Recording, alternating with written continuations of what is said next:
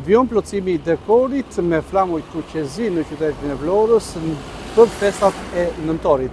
Dihet që muaji nëntor është muaji shqiptarëve dhe padyshim Vlora mbetet epiqendra e festimeve.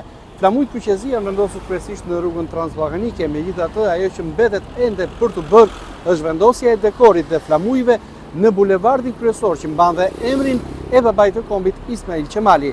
Ndërkohë që edhe pas thirrjes drejtuar qytetarëve, nuk ka nga këtë fundit një reagim për të vendosur në çdo banesë dhe në çdo balkon një flamur kuqezi për festat e nëntorit. Në prag të festimeve të 28 dhe 29 nëntorit, atmosfera patriotike ka filluar të ndihet në qytetin e Vlorës. Megjithse dekorimet me flamuj kuqezi nuk janë ende të plota në të gjithë qytetin. Dekori festiv është përqendruar kryesisht në rrugën transballkanike ku flamujt dhe simbolikat kombëtare tashmë kanë krijuar një pamje më solemne, duke i dhënë zonës një karakter festiv në përputhje me rëndësinë e këtyre datave historike.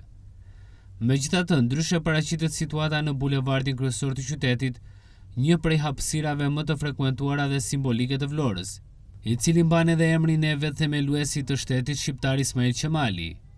Pikërisht në këtë bulevard mungon dekorimi i pritshëm me flamuj kombëtar, çka ka ngritur dhe pyetjen nga qytetarët përse një nga arterit kryesore të qytetit, e lidhur ngushtë me shpalljen e pavarësisë, nuk është veshur siç duhet me ngjyrat e festës.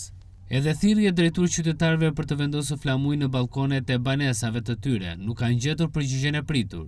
Deri tani vetëm pak familje kanë reaguar duke vendosur flamurin kombëtar, ndërsa pjesa më e madhe e banesave vijon të mbetet pas simbolet kuqezi, të cilat zakonisht karakterizojnë këtë periudhë.